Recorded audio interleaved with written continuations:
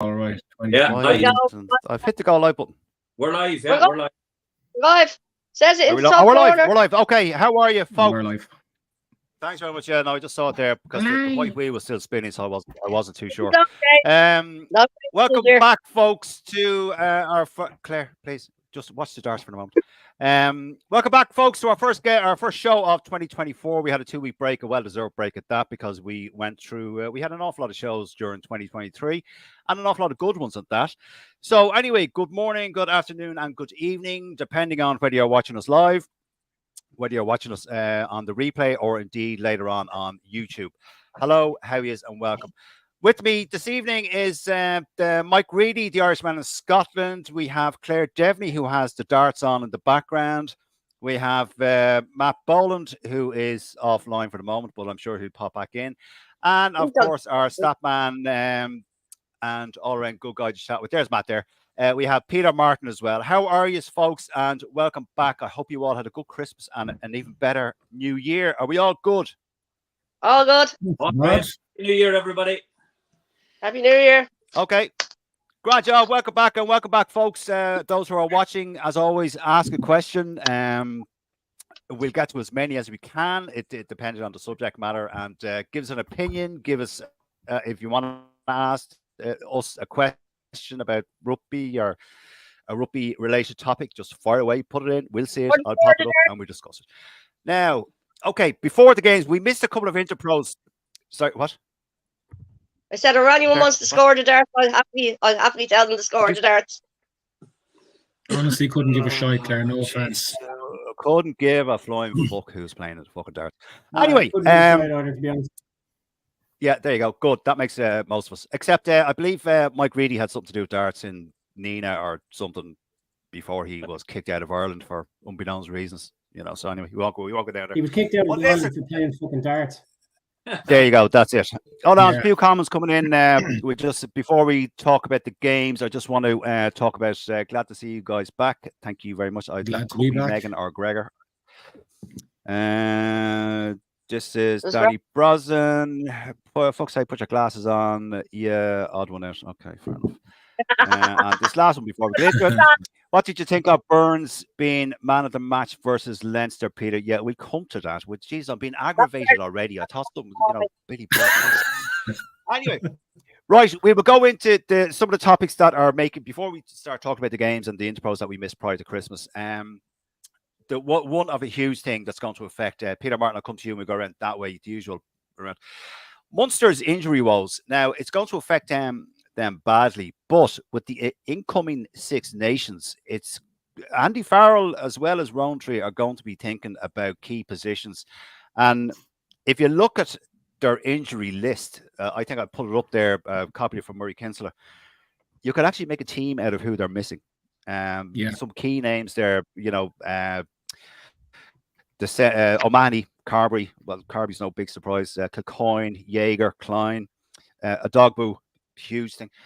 This is not a good position for Munster or Ireland to be in, Pete. No, it's not.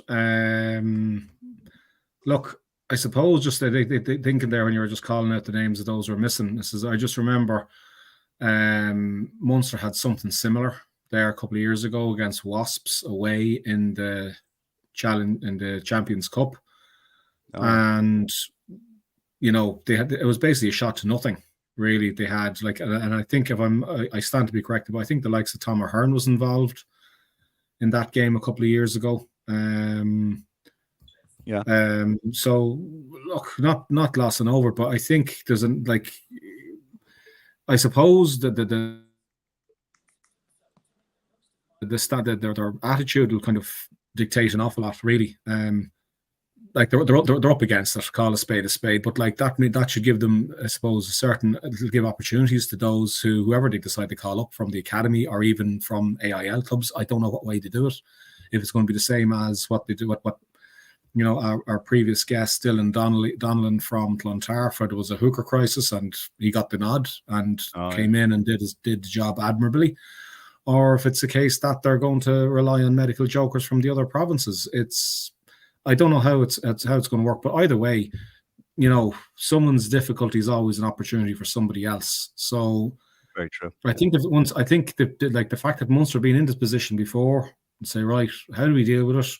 Gave young guys a shot, and it worked out well in the end. So look, it's I suppose it's just how it's dealt with. Yeah, no, it's not ideal coming into the Six Nations from Munster's point of view. But look, it's going to open doors. Like there's your favourite player, bar Russell, for example, Mr. Simon Zebo, contender for 15 jersey, Shane Daly, contender as well. Well, Shane Daly maybe a Zebo. No, Zebo. No, would you go away? No. Well, Jesus, one swallow doesn't make a summer and all that. I don't think Zebo. No, go away. Well, it's I know, like, Peter. it's Are you going out of your way now? I agree with you 100%. One swallow doesn't make a summer, but like at the same time, he's put in a couple of performances, and Mac Hansen is down. Who is the form fullback in Irish rugby at the moment? Hugo Kane. So Hugo, yeah. Well, yeah, but he is. Yeah, but who's right? They're talking about Hugo. Keane's the incumbent, but who's right behind him? It's not a player in a blue jersey. Arguably. Unless you want to play someone out of position, Peter, and we're not going to go down that route, are we? No, we don't. No. Anyway, we're not going to go there. On. Okay, all right. Thanks, Pete. Moving on. No, okay. I think there's a slight sound delay between with you there, Pete. I don't know if it's going to affect everyone. Anyway, Matt Boland, Munster's injury woes. Not good news for the province. Not good news for Andy Farrell. Matt? No, well, like, I mean, any injuries is going to cause a problem. Can you hear me? Yes. Yeah. Yeah. Can you hear me? Yeah. All right. Yeah. Sorry. I think I'm having some sort of technical issues because I'm fucking everything's. He's gone. Oh, gone. Right, Mike. We'll come back to you. We'll come back to Matt when he comes. Mike Reedy. Okay. I agree with what Peter Martin just said there. Everything he just said. I mean, one man's misery is another man's opportunity, though, is the way I'd have to look at it. And I mean, the same applies to Ireland, because sometimes your hand needs to be forced to make a fucking decision. And I think in the long term, it might actually do Ireland. It's certainly not going to do Munster good now, because they're down to the bare bones. So, but from an Ireland perspective, losing key players sometimes, I mean, it might have done us a favour had Johnny Sexton been fucking like 2 years ago being forced out of the team for a long term. It might have done us a favour. It didn't happen, so we'll never know. But as regards the full back, I agree with what Peter Martin said. Zebo has been outstanding in 2 games, but it's plowing old ground for me, and like, he's not the long-term solution. We need to now, at this given moment, as far as I'm concerned, be looking for long-term solutions going forward for the next World Cup cycle, because we've been found out once again in this World Cup. So let's not fucking start going backwards, and we go forward. There's lots of young lads there. Young Calvin Nash can fill in either full back or wing. So can, I'm talking just Munster's situation. So can young Daly, but Zebo, no, not for me. Okay. Thanks, Mike. Claire Devney. But what's any sticky plaster solutions for Munster? No. And Ireland. No, for Munster, no. It just seems Munster seems to be just all of them getting injured. Just talk with sending a couple of Leinster players down to them to cover them. Yes. What? Who? Yes. What? Frawley. Okay. There's talk of Frawley going down to cover them. The position he plays isn't really an issue for him. So. It's 1 to 8 they need cover, really. That's the rumor. But as I said, if they send them down, they'll probably break them like they do everyone else we send down. That's very true. Very true. Yeah. Okay. In fairness, the injuries are piling up, and some of them are just. It's when Zebo is your backup 15. You're kind of going, have we just gone back 10 years? Yeah. Exactly. Yeah. Absolutely. Yeah. I agree with you.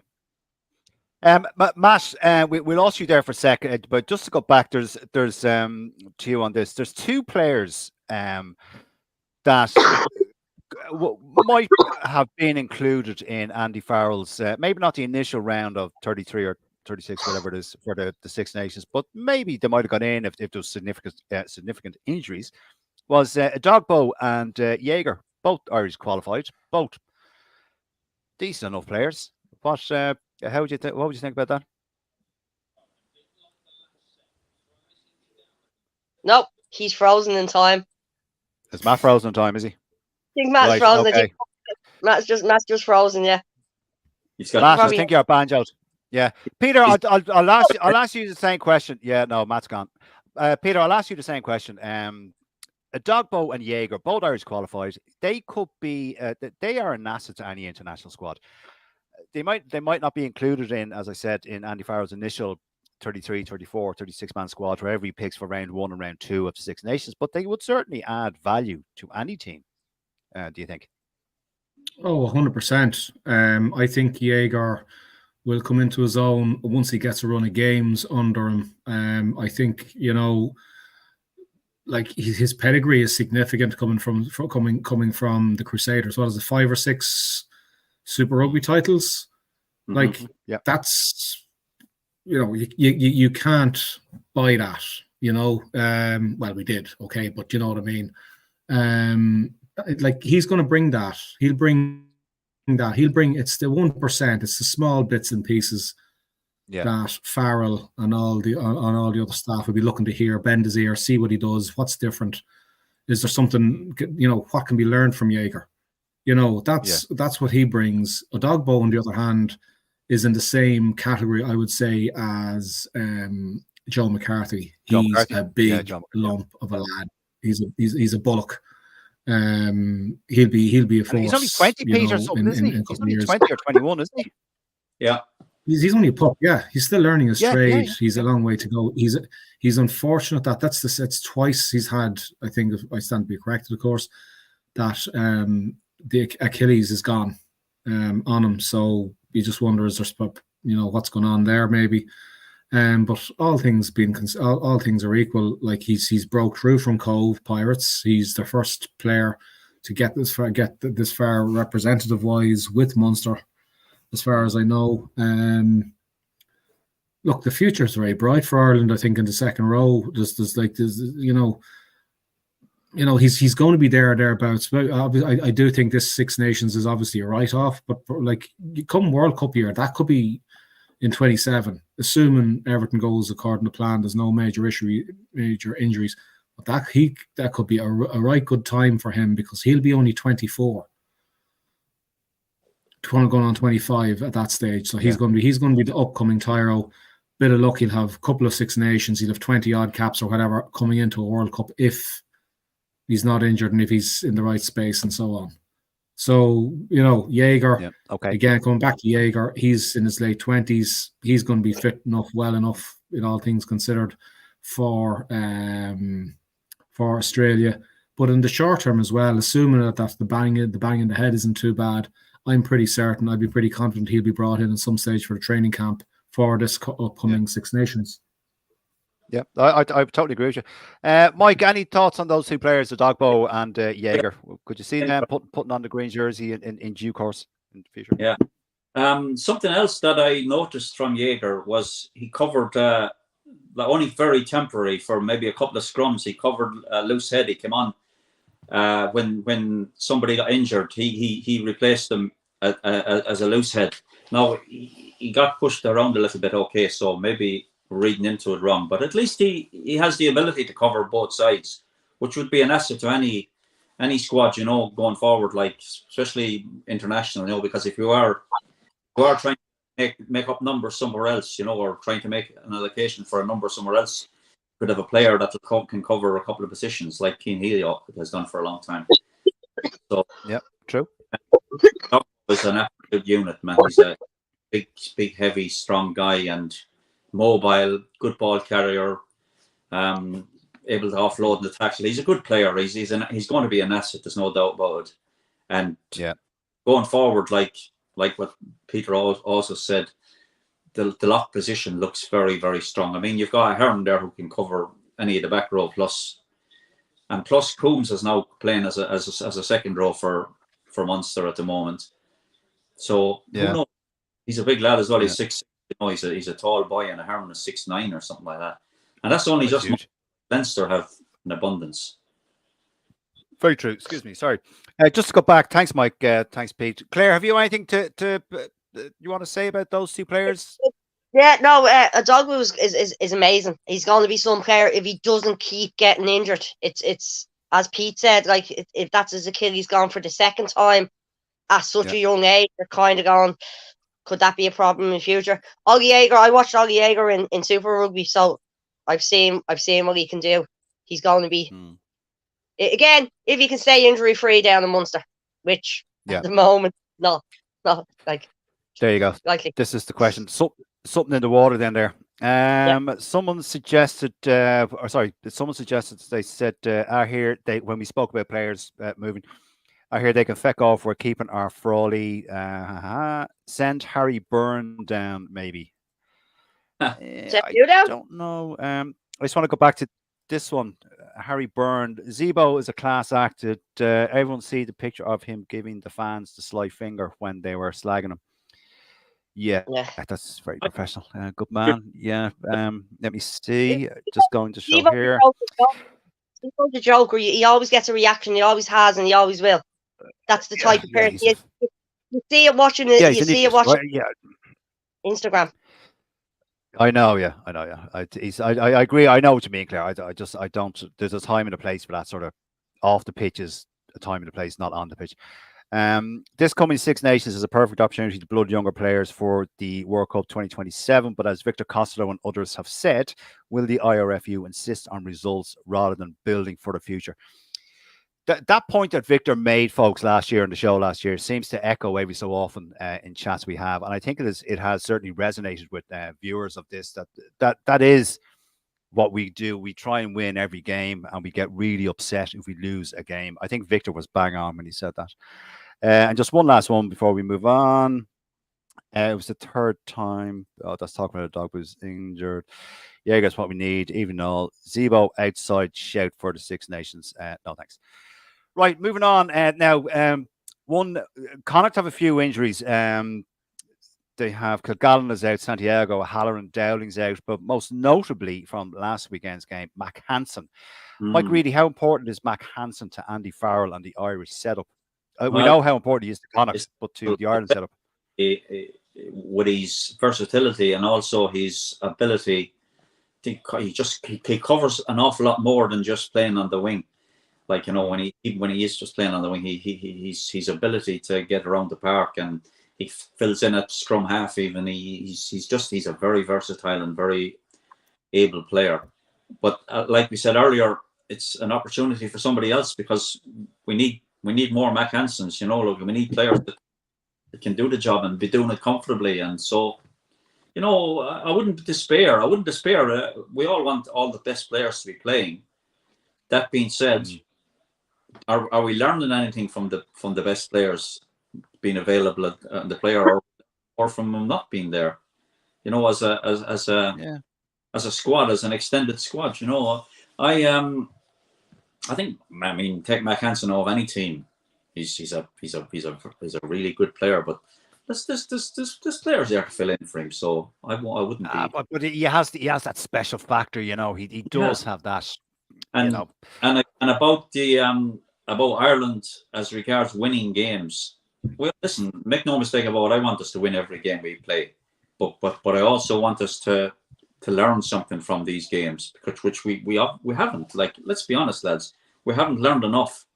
We haven't learned our lesson from 2019, and when it needs to start happening, because it's we're getting the quarterfinal of the World Cup is now embarrassing for Ireland. It's fucking it isn't. Well, I think I agree with you, Mike, and I think more people got caught up with being number one in the world than they were with us getting out of getting past the quarterfinal. Okay, thanks, Mike. Claire, Mac Hansen, he's a big loss, or potentially he's a big loss to Andy Farrell and co. No, he is. But is it the time, as Costello said, the IRFU maybe this year will have to get the young guns because there's that many injured. Yeah, it may be exactly, and it's terrible as it sounds, it may be exactly what is needed for Irish rugby. Maybe, yeah, maybe. But is the Six Nations a tournament where you want to? Sorry, someone was obviously, I'd say, trying to ring Mike. Oh God, I'm after removing him. Jesus Christ! There you go. Sorry, Mike. But Claire, is the Six Nations the ideal tournament to be blooding young players? Like, what other tournament are you going to do again? Six Nations, Summer Internationals, November Internationals, World Cup.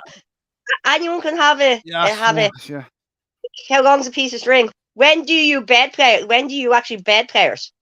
Like if you're talking about Leinster or Connacht or Munster or Ulster, did they do it in the URC? Did you do it in the Heineken Cup? You have to bed players at some time, so just bite the bullet and do it. And this may be the year that the IRFU have to, with the amount of injury. Yeah. Sorry. No, you're grand. Sorry, I don't want to sound I'm interrupting. What were you finished what you're saying there? I'm just smothering, so apologies in advance. No, you're grand. It's going around. There's a dose of it going around. Pete, Mac Hansen.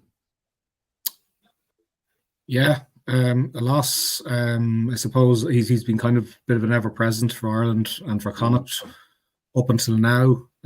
So look, it's one of these things. But you look. I think Ireland are well stocked in the back three department. Like if you're to off the top of your head, like as things stand, who's going to be in contention to fill back three jerseys? You're looking at James Lowe is out still. So Hugo Keenan's in. Hugo Keenan would probably match against France starting tomorrow. We'll say for argument's sake. He'll be full. Hugo Keenan is likely to get the 15 jersey. Right wing could be Calvin Nash. Left wing, it could be Mr. Stockdale from up in Ulster. Yeah, I know. Look, it is what it is. You can't deny his form. Who's going to cover the back three position on the bench? You're looking at Shane Daly. Jimmy O'Brien. Could be looking at Jimmy O'Brien. I don't think Jimmy O'Brien has been too hot now since the World Cup, to be honest. But yeah, no, he's going to be there. Like he's obviously going to be there. I'm not overly concerned. Like at the end of the day, yes, we have to look towards 2027, but there has to be a certain amount. You have to put a team out that's gonna. You can't just basically say, "Well, fuck this for Game of Soldiers," and just basically put out a team of kids, kind of saying, "Well, look, we'll totally write it off." There has to be some level of performance. There has to be some kind of cohesiveness there, a method to produce a result or produce a performance that will be there in the 79th minute. You want to put a team out, Pete. Yeah, you want to put a team out, Pete, that's going to compete. Absolutely, 100%. So for the IRFU is the finance. The finance, the back three I just mentioned there, like there's absolutely nothing wrong with the back three apart from perhaps Calvin Nash will only be getting his perhaps a second cap. But look, he'd be the only bit of an experience in a backline that could potentially have the likes of Aki and Ringrose or Henshaw, Crowley at 10, Gibson Park at 9. No, I don't need to go on really. Like it's the injury issues are kind of more localized rather than national. Yeah, I think at the moment, if those 5 or 6 Leinster players are, we might be getting might be starting to sweat a little bit. Given how much they contribute to the national squad. But I'm not overly concerned at this point. I'm more concerned for the provinces rather than for the national team. Yeah. Like the Challenge Cup, the Champions Cup is up in 2 weeks' time. So Munster are obviously going to be sweating, like the ambulances are going to be flying around like they're on fire, trying to get players fit. True. So it is what it is. Just Okay. We'll survive. We'll survive, yeah. As Gloria Gaynor said or sang about. Mike, next, what I want to move on to, there was a post put up in the group there. The talking about the Six Nations. It was put up the Irish captain for the Six Nations, and I was actually sorry, it was me that put it up. You had 4 choices. You had Peter O'Mahony, you had Dan Sheehan, James Ryan, or Gary Ringrose. Now, I was looking down through the comments, and it was leaning towards a choice between Peter O'Mahony and Gary Ringrose. A few mentions of Henderson. People like Henderson, he is playing well at the moment. But whether he starts, he's a guarantee starter is what was always his issue. What do you think the Six Nations captain out of those names I mentioned? Who would you have a preference of one of them? O'Mahony is not. He's not like fit at the moment, is he? He's not playing for Munster, so I'm sure he's not available. So, like, he's injured. Yeah, not in the conversation at this moment. He obviously, I don't know. He's past experience, etc. But again, like I've emphasised, going forward, Gary Ringrose for me, because James Ryan during the course of the last few matches, this co-captaincy thing is fucking bollocks as far as I'm concerned. Yeah, but and he seems to have a problem conversing with the referees, so that's ruling him out of the picture for me. Gary Ringrose has been I've watched him, by the way, and I'm impressed because he didn't have an awful lot of captain experience prior to now, but he looks like the but going forward, okay, in the future. But he's injury prone for starters. So I think you need a set captain like we had with Sexton for almost a decade, or for 5-6 years anyway. Like, get in now, and they're in there in their position. Like, there's people making an argument for giving O'Mahony he's a swan song. Fuck that swan song thing. Oh, that's no use to the nation going forward. We want somebody that deserves to be in that position for his rugby playing ability and his captaining ability. No other fucking reason. Sorry, this sentimentality doesn't come into it for me. Yeah, and there's someone, Mike, a viewer that is again, folks. I can't see, as you probably see, it comes up a Facebook user. I don't know who's commenting on what. Well, very few. O'Mahony isn't even sure of his future. He said himself, so I don't think he even wants to be captain unless his mind will change. Again, a good point, but I mean, you can't put a price on experience, which, of course, as we all know, O'Mahony brings in buckets. I think Ahern and McCarthy are future leaders. Yeah, maybe. Okay, one last one, and then I'm coming to you on this, Pete. How much is the prize for winning Six Nations? I mean, the IRFU make a lot from the sponsorship deal. Yes, they do. Ticket sales from a full stadium. Excuse me, for the home games and the autumn international. Sorry, Claire, just one second. Also, isn't there Netflix money coming too? Yeah, go on, Claire. Sorry, yeah. Can I just make a point on that? What they say, they make a lot from sponsorship money and sales. An awful lot of the tickets. I know an awful lot of clubs, because I'm involved, and hell of a lot of clubs didn't get tickets for the Six Nations this year. Hell of a lot more of them have gone corporate this year. Even the price of the tickets has increased significantly. But I know a number of clubs personally that didn't get any tickets whatsoever. Like, didn't even get one ticket off the IRFU for the Six Nations. So you know what that means? If a lot of them go to the corporates, then you will see even more on these resale sites. Yeah, that's the problem with that. Pete, the question about captaincy for the Six Nations. The names mentioned: Palm Sheehan, James Ryan, Ringrose, and Ian Henderson has been suggested. What out of that lot, who would you go for? I think Ringrose has to be the man to do it. Ringrose, or possibly Henderson. He's like there's Mahoney isn't obviously clearly isn't in the picture. He's not even fit. Never mind, he's not going to. The question mark whether he'll actually even be, he'll play in the next month. I think I can't say beyond the likes of there's a leadership group there in the Irish team, and Ringrose we know has been part of it for the last 2 seasons at least. He's obviously a leader with Leinster. James Ryan, I just think it's captaincy and him do not mix. We've seen that in the past, even in the early days when I think Schmidt had him at captain one stage. He was being given captains, and his form suffered. Yeah, he doesn't seem to be the type of guy who can carry the captaincy and put in the performance. Ryan has only come back into his best form in the last 12, 18 months for me.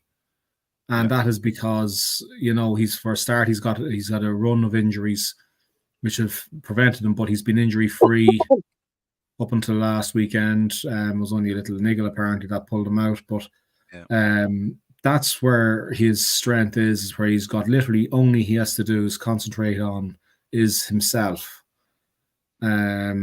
I don't think captaincy suits him. Totally agree. I think. Look, I think it's. Look, I think the Six Nations is going to be one of these things where, the captaincy is an awful lot has been made out of it. We're not stuck. You look at the caps, the average caps that this Six Nations, whatever injuries apart, that are going to eliminate certain players from Farrell's Six Nations, his initial squad. Yeah, I don't think inexperience is going to pigeonhole players. I think there's a number of players who can step up and do the job. I don't think Farrell's going to lose sleep over it. I think it'll be just he could almost announce it literally, on the day at the press conference. Oh yeah, by the way, Gary Ringrose or Ian Henderson is captain, and that'll be right. Next question. It's not going to be a big brouhaha over it. I know exactly. Yeah, I don't think the squad with the leadership and the experience it has there, because don't forget, and this is something that came out I noticed during the World Cup squad. The Irish World Cup squad had one of the oldest squads age-wise and experience-wise, caps-wise. There, I think only South Africa and someone else was ahead of us. So experience is a misnomer here. It's basically just getting somebody. There's enough experience there. There's a 4 or 5 candidates, but I would say if you're to hang me hat in it, I'd say Ringrose will get it. Okay, fair enough. Claire, have you any thoughts on this yourself? I'd say Ringrose will get it. After watching the co-captaincy in Leinster. I don't think James Ryan is captain material, and I don't think the refs like dealing with him.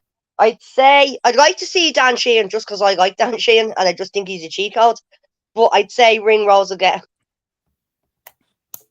But I think, I agree with what Mike said, and I agree with what Pete just said about if there was a list, if you made a list of 10 things to announce on match day, the captain should be the fucking it's not really. I know it's important, but as Pete alluded to, it's not something we should be overly fucking pulling our hair out over worrying about, really, should it? No, Claire? Sure, you're worried about playing good rugby. That being said, it does carry a little bit of weight these days. No, of course it does, Mike. I'm not dismissing it, but I tend to agree with exactly what Pete said there. It's not everybody else. Yeah, it's not something we should be fucking over pulling our fucking hair out worrying about. It's the thing. These guys do the job if necessary. Any one of these exactly. Guys, put your name up, just do the job. But I agree. Exactly. James Ryan, it takes away from his own personal game. But personally, I think captain should be. I know historically it's not always the case, but I think the captain should come from 1 to 8. Those positions. It's just my personal preference. Sorry, I was going to read a comment out there before we move on. Just a couple of comments here from people watching. Agree with Mike on the sentimentality. That's presumed in reference to Peter O'Mahony.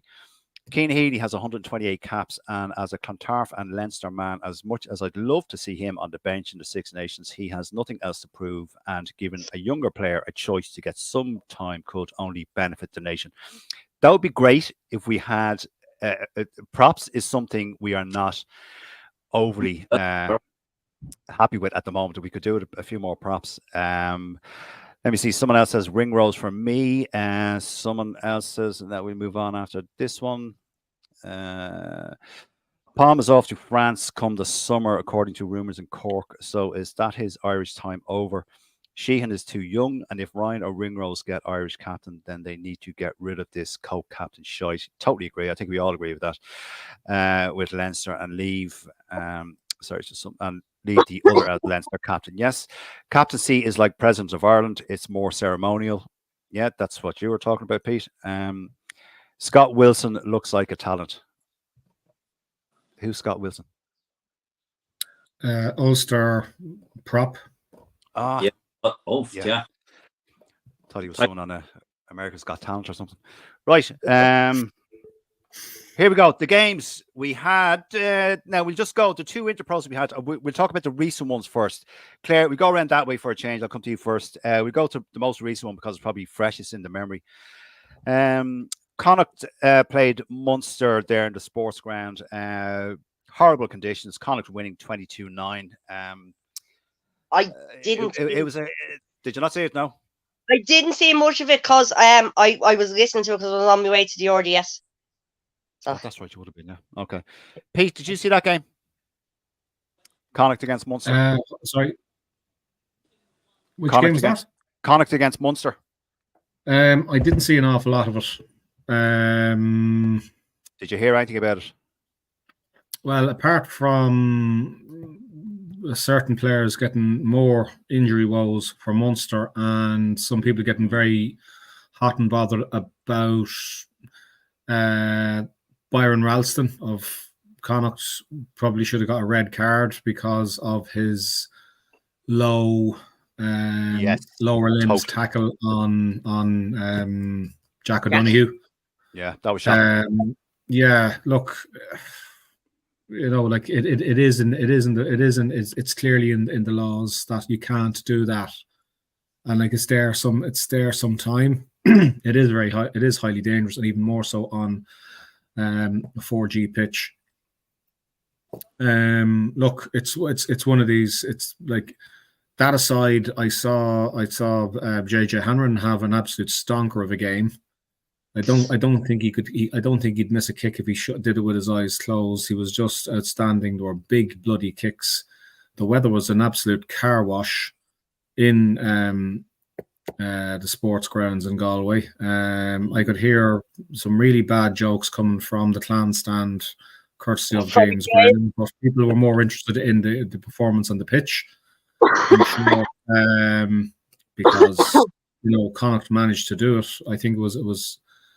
They did pretty well. Some of the refereeing decisions, we've already I've touched on that. But yeah, well done, Connacht. Absolute nightmare of a game. I'd hate to have been at it.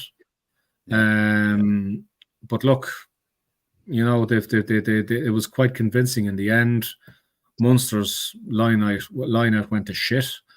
The conditions didn't help.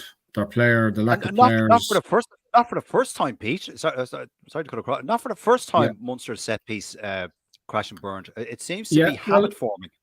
Yeah, well, I think the issue is, and I don't think any Munster fan would have too much of a gripe me saying this, is that they don't have the quality at hooker. Niall Scannell is long-term injured. He's a very competent Irish international, has been captain, as we know. Very competent player. Barron is still, I feel, growing into it, but his throwing at times is still off. And then you've got Scott Buckley and Kieran Clark, who's basically, an emergency sub. Yeah. So no, look, I've seen it on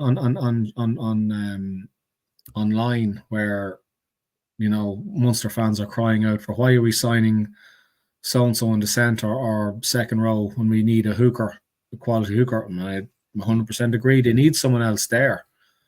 They need someone else to be there. The other, because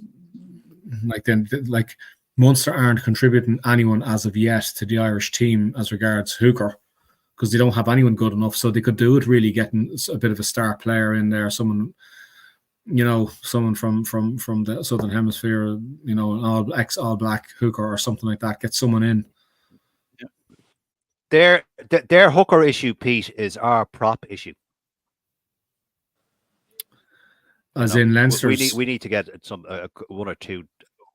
Yeah, Leinster. Sorry, yeah, Leinster. Like Munster are struggling to get a good hooker fit regularly playing. We have regularly playing props, but we need one or two more props really. Like Snyman, great, brilliant. We don't need a back rower. We need a prop. Yeah, I would say I would agree with you in that regard. I think it's noticeable to my eyes anyway that Clarkson has been, shall we say, he's been put up and given a jersey and say, right, there you go. Alalato for me hasn't did it for us when Furlong hasn't been available, and unfortunately Furlong isn't available at the moment. I don't think he's been a 7 out of 10 player for me since he's arrived.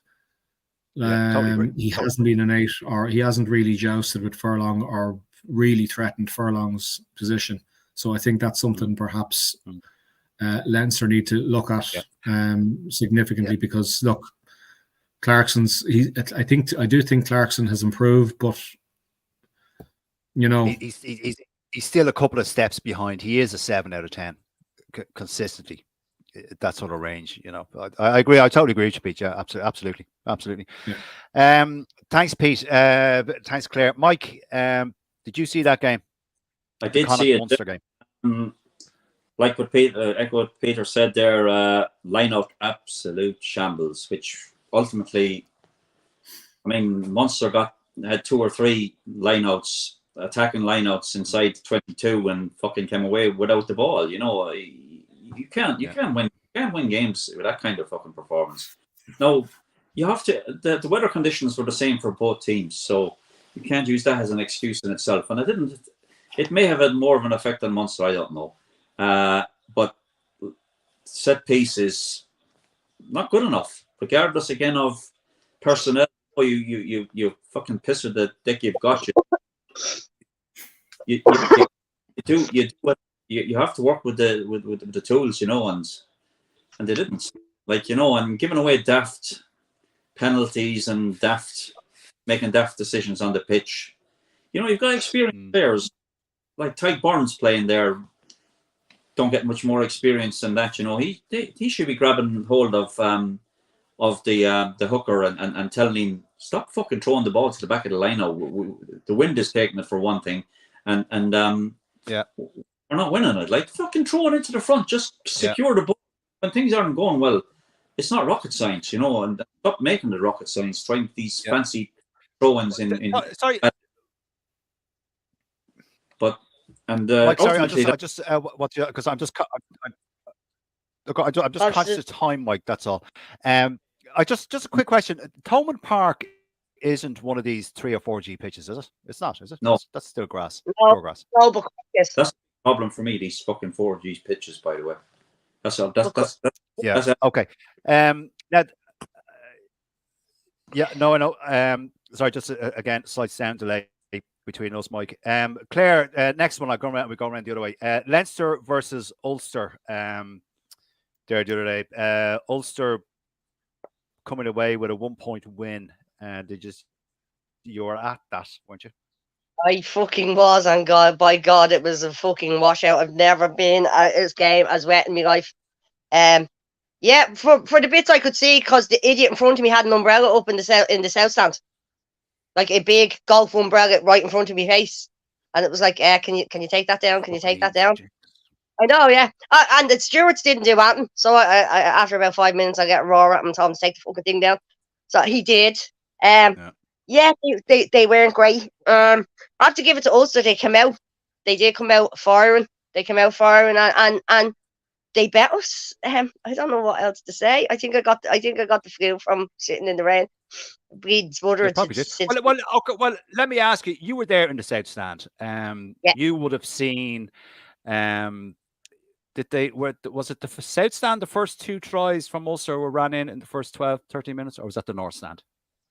That was the north stand. It was the north stand. Yeah, sorry, right? Okay. The south stand the first half, and the north stand the second half. Okay, yeah, so I think I don't. I can't remember. Right. Okay. Too many vodkas and coke were had, were they? Where's my- Peter Martin? I can't remember because I needed need wipers on my glasses to see. Because I had to take my glasses, put them back on, like because I couldn't see. Did you see. Did you get to see any highlights on YouTube or anything like that, or the news, or when you get home? No, really no, because I've been smothering since. Well, here's Pete back. It's rugby. It's not like it's a sunny weather sport, really, is it? This is true. Just true. Look at the sports ground. Most games, it's a washout. Anyway, okay. Thanks, Claire. Mike Reedy. For doing that every home game, at least the RDS, we do have games that it doesn't rain. Every game I've watched it in the sports ground seems to just lash rain. Yeah, true. Okay, Mike Reedy, Leinster versus Ulster. The game was an entertaining game. I mean, Billy Burns fucking take a bow. Three crossfield kicks for 3 tries. Billy Burns, yeah, brilliant. Oh, it's another 10-year growth. He's not fucking getting back in the Ireland setup. Not a chance. I mean, there's people saying he's the best fucking most informed 10 in this. Calm down. I'll fucking quote just what he fucking said himself. He said, "I had one good game. That doesn't mean I'm getting back into the 10 jersey." The man speaks the truth. I'll give him that. Yeah, but fair play. I didn't see it happening. By the way, I did even getting 2 early tries. I thought then Leinster get a try and they got another one that was chalked off, and I thought, oh, here we go, it's fucking starting now, and it didn't. By the way, fair play to Ulster. Like they held their own, and Billy Burns kicked a penalty as well to. Oh no, it was a Doak who kicked a penalty to win the game. Doak, I think, when he came on. Yeah, and Doak came on. Cooney stayed in the pitch, and I think Doak came on. He went into the centre of the park. Cooney was the kicker, wasn't he? Cooney's a good player, but he's not. Yeah, again, he's not. There's no point in going back over that ploughed ground. No, with him. No, not at all. No. Right. Ulster came and done the job, and Leinster were inefficient. If I'm honest, they weren't as good as they need to be, and it'll probably stand them in good stead, having an under par game and not getting the result, because you can't keep getting away with this. You can't keep coming in and putting in under par performances and fucking scraping a win. So it might do them good, kick up the arse, thinking this isn't good enough. We weren't good enough, so we got fucking big. Fair enough. And that's the way I see it anyway. Well, I'll tell you what the most. No, I would agree with you, and I think maybe not to put words into your mouth, but I think what you might agree with me on this, in that there was a certain level of criticism aimed at Leo Cullen and Leinster management in general, that the team rotation, because they're doing it so much, and that team that played against Ulster, obviously, now in fairness, look, you can only play the team that's the 15 that's put in front of you, and fair play, Ulster won on the day. But the criticism was that the Ulster, because they have about 53, 55, 56, whatever amount of players they have, as they rotate the players, they have to rotate the players, it just kind of weakens the cohesiveness between the teams that they pull out. If they're putting out 4 new players in key positions, 3 new key players in the pack, it doesn't always work out well. No. And I think that was a criticism that was aired across multiple formats that I saw. So anyway, that's just what I'd throw in. And Billy Burns, yes, he did have a good game, but as he said himself, doesn't mean he's taken back over the Irish jersey. Claire has left us. She said her internet tanked. That seems to be happening a lot. Matt, previously, his internet went as well. Anyway, we should move on. The previous to that, we gloss over these because they were ages ago. The other Interpro was on the 26th. Stephen say Munster 3, Leinster 9. Again, one of those. Pete, I'll come to you first on that. Did you see that one? I did. Look, it was one of those games that I suppose traditionally you wouldn't have thought recently that Leinster would have did the business insofar as it was a real roll up the shoulders, grind out the win. And it's a credit, I suppose, really to Joe McCarthy, because he was absolutely fucking immense on the pitch that day. I mean, he played around with that Munster pack. He just rolled up the sleeves, and he did an awful lot of strong arming in the Maul. He was an absolute fucking menace, and that's, you know, he's like with performances like that. He's the one player, I'll just say, that has really caught my eye since the World Cup. He has come on another level. Yeah. There's a maturity, there's a confidence. He knows exactly what he's doing when he gets to the pitch, and that is basically to make shite of the opposition's maul and to throw his weight around, throw his physicality around, playing the edge as he does. He's tightened up his his discipline so he doesn't get pinged so often. And he's working his way into a permanent fixture into Farrell's squad, I would say. You know, like there's not an awful else to say. It was an absolute. There was nothing in that match. Again, dreadful conditions, but and awful to watch. But you know, Leinster just about got it done. They just about got it done. I think I said in the group at the time, Pete, it's the cliche, a win is a win, I'll take it. But my God, that was fucking shite. You know, well, it was just, look, with the conditions there were, it was always going to be ugly. And look, it's one of those games. It was a trip back in time, back to the only thing you were missing was the jerseys, the players unintelligible from one another with mucky jerseys. That's the only thing you were missing from that, because it was one of those type of games that, my God, you know, it's not one for spectators at all, being stuck out watching that. I'd rather be playing it. But look, it's consigned to the history books. There was a marker thrown down by a number of players, one we just mentioned, and let's move on. Yeah. Okay. Thanks, Pete. Good points. And Mike, comment there from someone. A lot of people not impressed with Frank Murphy's performance on Saturday in the RDS. Any thoughts on that? Mike, do you want to go on with that one? Take that, Mike. Go on. Being honest, I thought some of these decisions are Frank Murphy decisions. You know, they're not. He's not recognised as being a wonderful referee. But you know something, he didn't cost Leinster the game alone. No. He made maybe the odd, but I wouldn't even give that any time of day at all. To be honest, I don't like blaming referees anyway. Yeah, no, fair enough. I agree with you.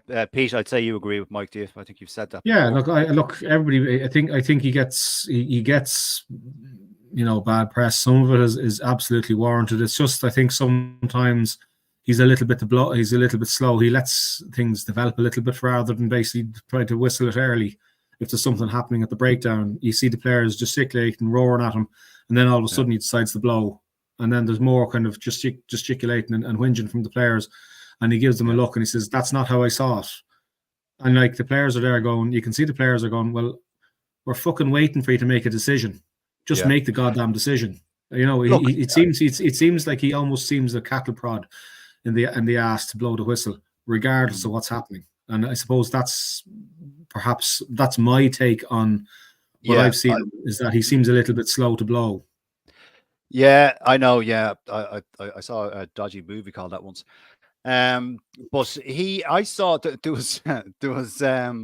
there was one incident that I saw that it was a ruck. The ruck was formed. Frank Murphy was on the far side, the far touchline, and then the near side, which the touch judge or the TMO were watching, should have picked it up. The Ulster player went in, he was straight off his feet. It should have been a straight penalty, but Murphy blew it up against Leinster for holding on.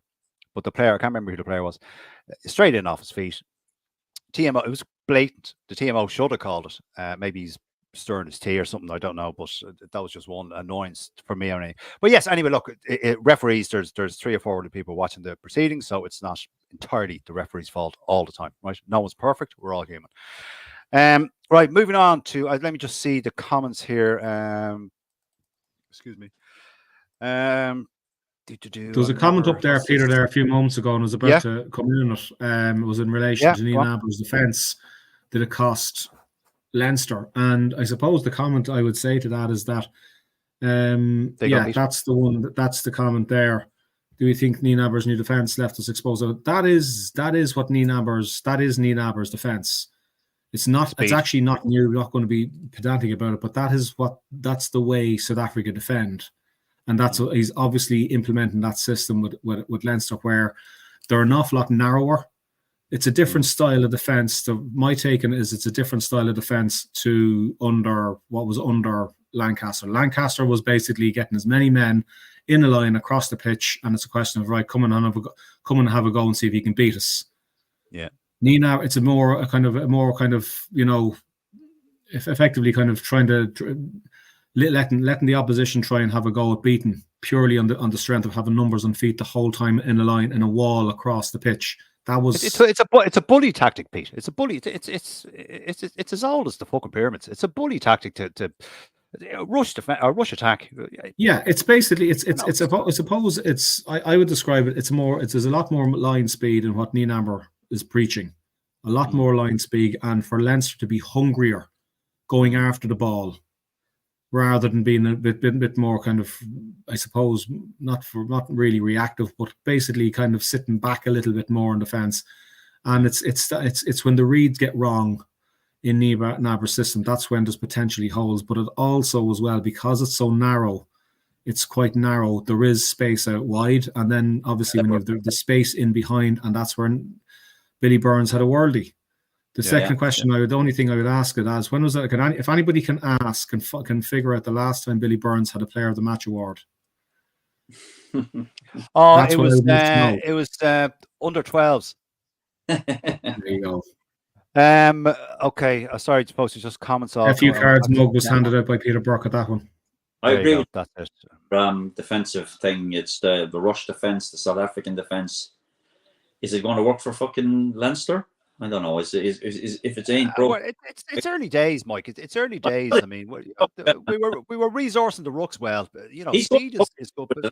So you better get good at it, because anyway.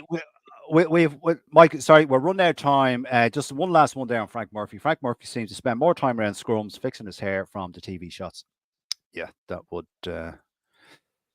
come up there. Just let me see before we just finish up on the European games. He's a few up there. Sorry, what's this about? He's a few up here. Have to keep my missus away from the games. Lol. I don't know. What about Harry Burns kicking? Yeah. All right. We're not going to go into that now. Briefly, we'll end on these. I know we'll probably talk about these again, but initially, Championship Cup coming up on the 13th of January.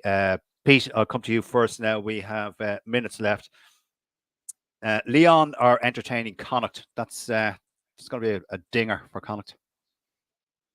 Yeah, it'll all come down to injuries, really. But I think they have a bit of confidence, so they'll run with that. Overall, I think Connacht are going quite well despite the results. Yeah, look, if Connacht are at home, if it's a car wash in the sports ground, James Brennan is telling the shitty jokes in the clan stand, and they somehow get Mac Hansen upright and walking unaided. Yeah, I'd fancy Connacht. Okay, Mike. Leon versus Connacht. Connacht away. Connacht away. Yeah. Oh right, all right. I thought it was home. Yeah. First team you call out is always home. I'm hoping for a Connacht result, but I don't see it, being honest. Right. Okay. Pete, do you want to retract your prediction or your thing, or what's your? Yeah, I'd say it could be. We consistently say on here, home advantage is 5 points. I think Leon are a decent outfit, so yeah Leon probably by 5. Okay, fair enough. That's I would agree with that. Mike, back to you. Toulon are entertaining Munster. Munster travelling. Toulon at home. Munster fucking have a team going with them that will be the first. And Toulon haven't been great now, but I think they won their last one right enough. I honestly can't see how Munster can fucking go there and get anything. If they get I think they take it fucking right now. So you wouldn't be confident of a Munster? No, not going away. Not going away from home with fucking no team. Okay. Tough going away with a full fucking team and trying to do a job in France, but particularly to France. Yeah, absolutely. Yeah, no, I'd agree with you. Peter Martin, Toulon entertaining Munster. Yeah, I think it's thoughts and prayers, family flower, house private, family flowers only. Yeah. I think that's a great sign. Okay. Pete, back to you. Leinster are entertaining Stade Francais in the Aviva. I'm going to that match. Oh, good man. Yeah, I think I might be. I think I might be as well. Possibly. I don't know. Oh, good man. I might be. Go on, anyway. Leinster v Stade. Stade are actually not bad. They're coming back as a team. I think as like I think going back to, we'll say, over 10 years ago, they were the kind of the team in France, one of the big teams in France. Stade Francais were one of the big teams in France. Then they went to shit, but they seem to be coming back again. They always kind of remind me of the French, the top 14's equivalent of the Harlequins in the Premier Gaelic or Premiership. All shirt and no trousers. But I think they're actually coming back as an actual team. They've got some useful players and big, typical French pack, big guys in it, plenty of weight there. But I think Leinster will have too much. I'd expect 15-point win at home for Leinster. Ooh, okay. That's in the Aviva. In the Aviva, yeah. Mike Reedy, Leinster v Stade Francais in the Aviva. In the Aviva. In the Aviva, how do you see that going? If Leinster I would imagine they'll put out a strong team because they'll have a strong team available, and they'll have too much. Hopefully. Not too much. 8-10 points at minimum, maybe bonus point win. Okay. Okay, Mike, back to you. Ulster at home to Toulouse. Ooh. Okay. Yeah. No, there you go. The last couple of weeks, I would have given Ulster fucking zero chance of getting anything. But now they've turned a little corner, and fingers crossed. Toulouse are going to be obviously formidable, but they're missing the point now. He's fucking gone now. He's gone he's gone out of the team, I think. He's gone way to the Olympic team now. So big loss. Levels the playing field a little bit.